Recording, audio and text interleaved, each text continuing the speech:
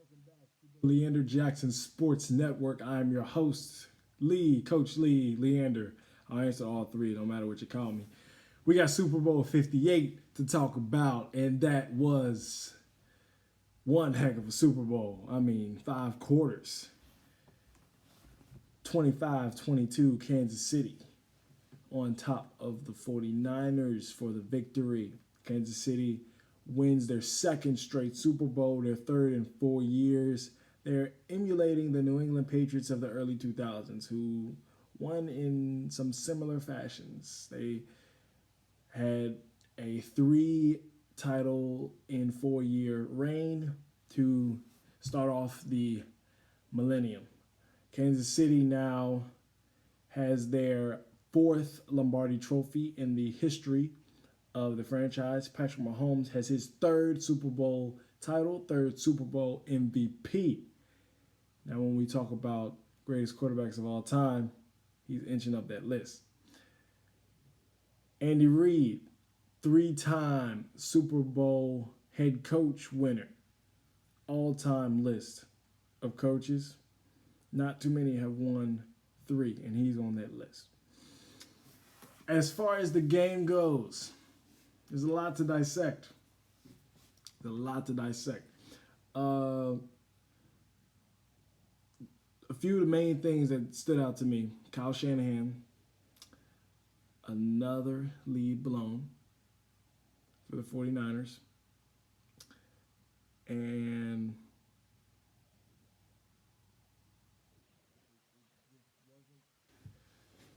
looking like, if you watch the game early in the third quarter, it did not look like he had gotten over knowing how to correctly play call a second half with the lead. Because once again, the team keys on and makes adjustments in the first half, which Andy Reid is a master of a coach at doing, making adjustments. Part of it's being our coach, and part of it is just your lack of awareness of the situation. You have Christian McCaffrey, who ended the game with 80 receiving yards, 80 rushing yards, and a receiving touchdown. He had 22 carries and 8 receptions. So he touched the ball 30 times. It seems like a lot, but if you have the capability that Christian McCaffrey has, which is to be effective in all phases of the offensive game, you got to touch the ball more than 30 times. You got to be touching the ball, 40. Kind of, for a regular season game, that'd be running you into the ground, but this is the Super Bowl, Put your playmakers in the best situation to make the plays. We saw yesterday that Brock Purdy did not make the throws that was needed to win the game, and Mahomes once again clutched up. Brock Purdy had a few plays where you could say, all right, he's under pressure. Chris Jones is, getting into that backfield. And Chris Jones played another masterful game. That's why he's, inching on that all-time list. He's got 3 Super Bowl wins as well. Brock Purdy didn't make the throws that was needed, even though he was rushed. As a quarterback, if you want to be considered an elite quarterback, if you want to be a Super Bowl winning quarterback, you have to be able to make the throws that win you the game. And those are the under pressure throws. Those are the back shoulder fade passes. Those are getting out of the pocket if you need to, or maneuvering in the pocket if you need to. Mahomes did better of that when the game was on the line. And he proved it again why he is the best quarterback in the NFL. The last drive, the 49ers were held to a field goal. The Chiefs, they drive down the field. They really could have won it in regulation on the last play of the game. And it was the back shoulder throw to Kelsey in the corner, left side of the field, the exact same play that they ran against Baltimore for the touchdown. On the opposite side of the field, you had, I couldn't remember the receiver's name, which receiver it was. I couldn't remember if it was Valdez Scanlon or Hardman, but they were running seam route to the end zone, back of the end zone. Underneath was the slant route, Rasheed Rice. And Mahomes, all he had to do, if he wasn't forced out of the forced to the side of the pocket because the snap was low. If he wasn't forced to the side of the pocket, he had him directly over the middle for a game-winning touchdown. They wouldn't have needed overtime, but that did not come back to haunt him because the 49ers, I don't know what they were thinking in the coin toss situation, whether they must have been tired. That's the result I came to as to why they decided to receive the ball, because the overtime rules changed. And the overtime rules changed partly because of the Bills-Chiefs Classic from the divisional round in 2021. Both teams get the ball no matter what unless the game ends in a defensive score. So in years past, it used to be, way back, it used to be first team that scores wins no matter what, sudden death, right? They changed that in the early 2010s, I believe, to a touchdown wins the game. A field goal can only give you the lead in overtime. Now they've changed it only in the postseason, where if you score a touchdown first, the other team still gets the ball. So looking at that game, the Niners had to score that touchdown because there was no way, the Chiefs were going to just give that up. That was one of the smoothest game-winning drives that you'll see. That was Montana-esque. That was Brady-esque. That was flawless.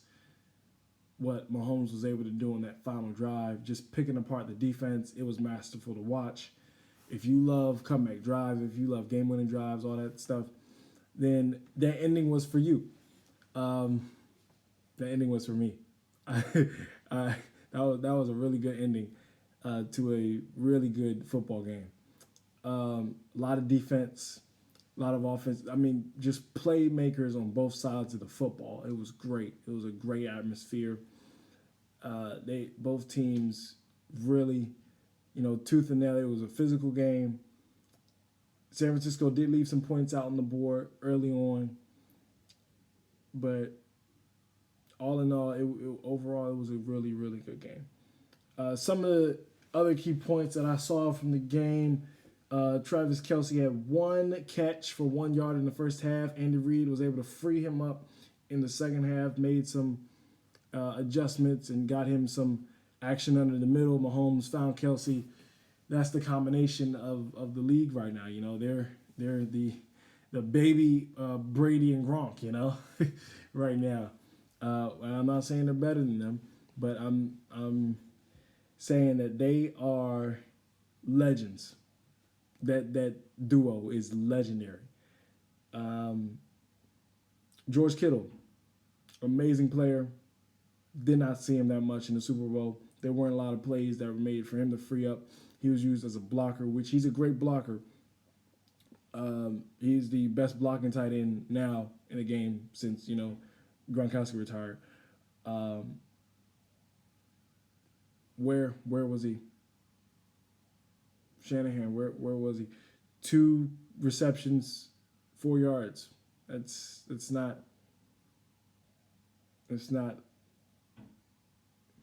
You gotta get your playmakers the ball. You gotta get playmakers the ball. Debo only had 33 yards receiving. You gotta get your playmakers the ball.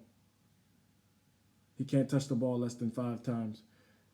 Juwan Jennings had a real good game. He had a real good game. Another mistake. Can't happen. That can't happen. 49er fans have seen this before. If you're a 49er fan watching, I hate to bring this up, but for relevancy purposes, I have to. The Rams game, fumble. Crucial mistake in crucial situation. In a crucial situation, made another one on Sunday.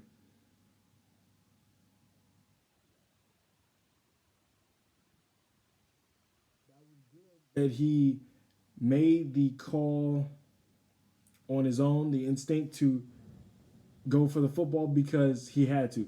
The ball had hit his teammate's foot. Fall on the football, please. Don't play hero ball. That's what's called playing hero ball. Trying to be the hero, make a big play, scoop it up, and run it back for a touchdown. No. Fall on the football.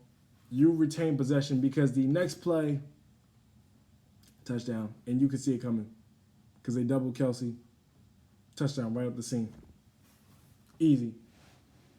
And just like that, the Chiefs take the lead.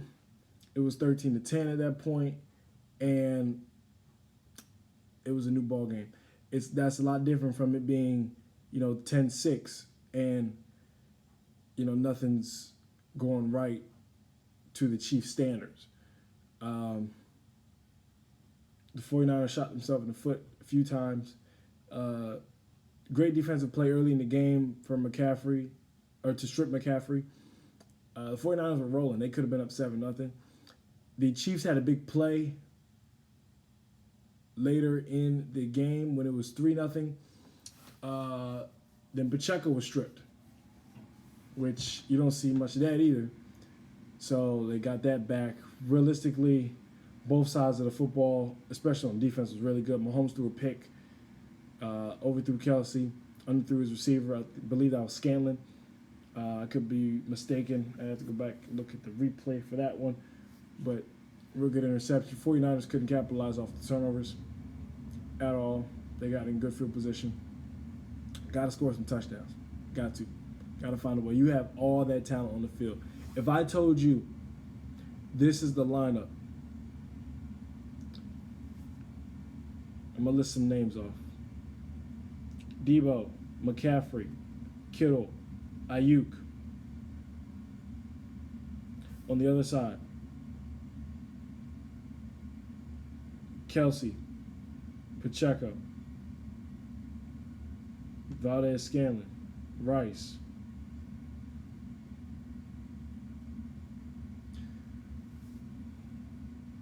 One side has all pro players in their respective positions. The other side, one, maybe two. Niners have talent, top to bottom on paper. I didn't even name Juwan Jennings. I didn't even name Elijah Mitchell. I didn't even name Kyle Juszczyk.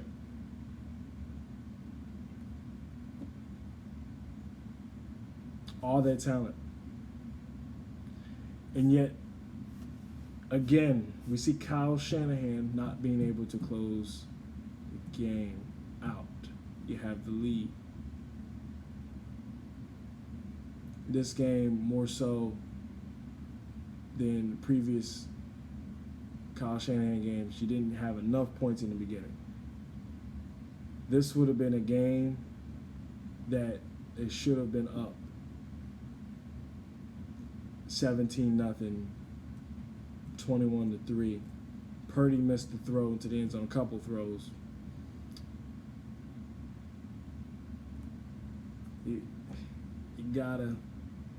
You cannot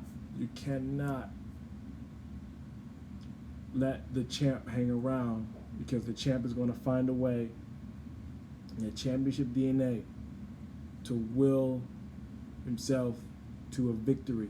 That's what happened yesterday. If the score was, instead of 10-3, it have, let's say, 17-3, when Mahomes throws that pick, right?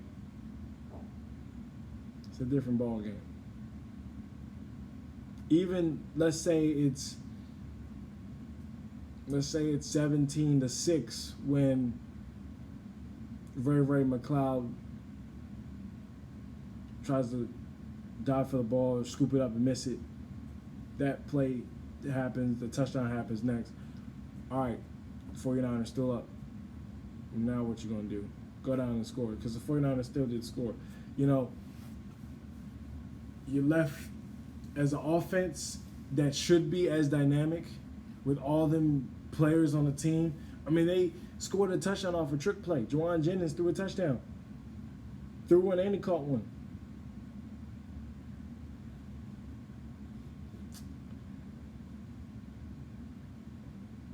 The Niners shot themselves in the foot. Mahomes proved he's way too good and that the league is his.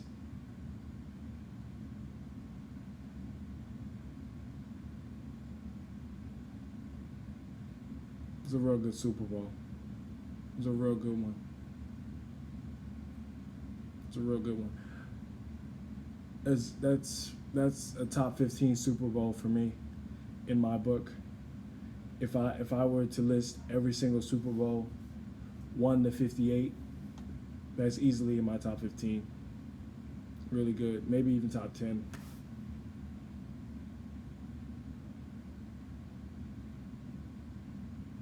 That's a football game. That's football. If you love football, then you love that game.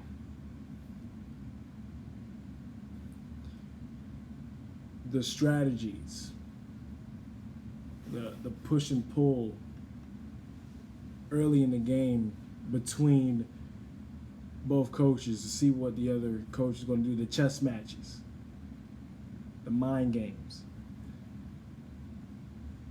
the trick plays, catching the other team off guard, the gambles to go for it on 4th down, the clutch kicking. With the exception of the one missed extra point, it was some really good kicking yesterday. We had the longest kick made in Super Bowl history, and then a new longest kick in Super Bowl history minutes later, basically. We had a 53, a 55, and a 57-yard field goal in the game. And Moody, who had missed the extra point for the 49ers, kicked a 53-yarder after he made the 55-yarder earlier. Harrison Buckhicker had the 57-yarder.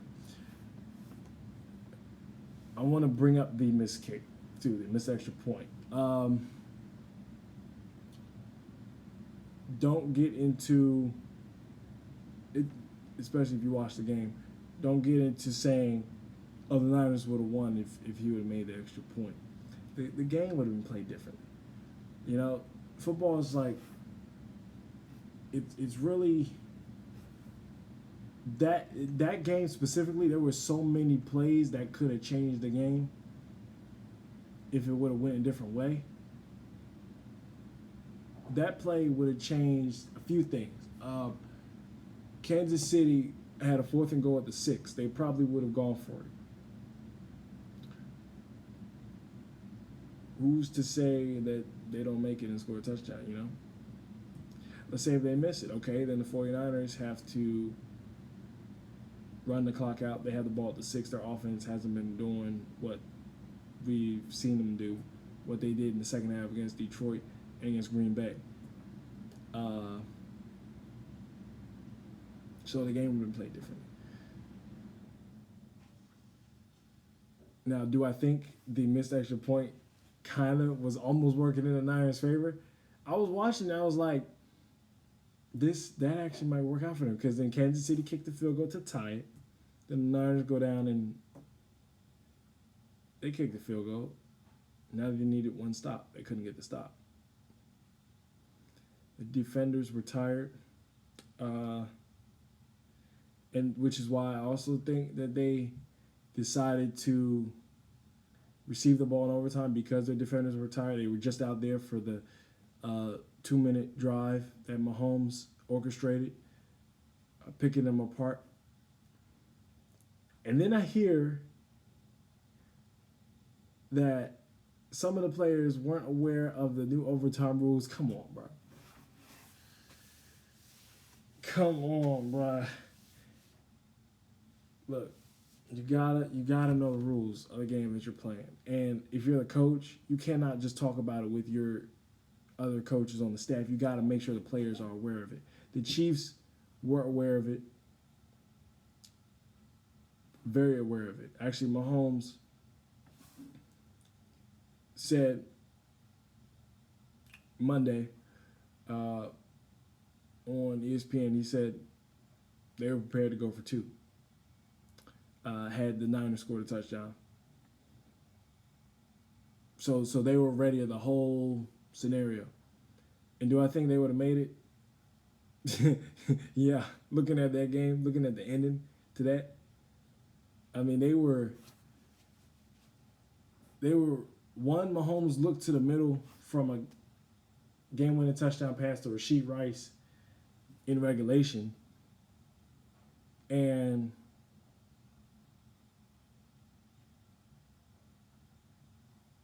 they won in overtime. Easy. The way Mahomes was driving down the field. Like, you could have put Montana or Brady in that same exact position that Mahomes was in, it would look the exact same. That's what we're dealing with here, folks. Generational quarterback. You have a generational quarterback. You have a all-star type stacked team based off of players. Which side is going to win? Yesterday was another reason why you pick the player, the team who has the best player over the better team. More times than not, the team who has the best player gets the victory. We saw it with Brady. We saw it with Montana. Basketball, you saw it with Mike. You saw it with Kobe. Teams who have the best player,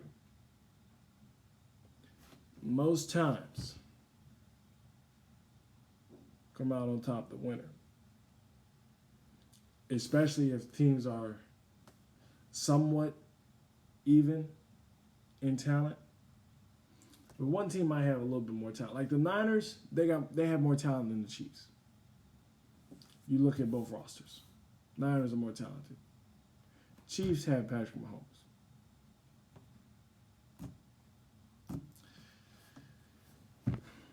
That's why I made my pick the way I did on Friday.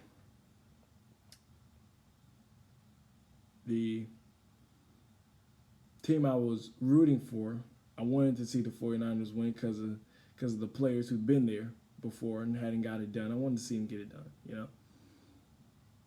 But looking at the game and picking who I believe is going to win, the Chiefs. And they proved it in the clutch again. Dynasty. Officially a dynasty. Congratulations to the Kansas City Chiefs. 3 Super Bowls in 4 years. Can they go for a three-peat?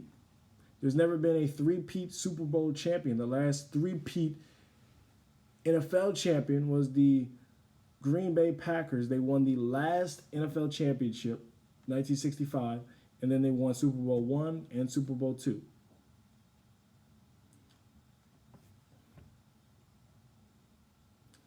The San Francisco 49ers came extremely close. They were literally a Roger Craig fumble not happening away from going back to the Super Bowl a third time in 1990. The Kansas City Chiefs have a shot. And it's always going to be a shot for them to be minimum in the AFC Championship game when you have number 15.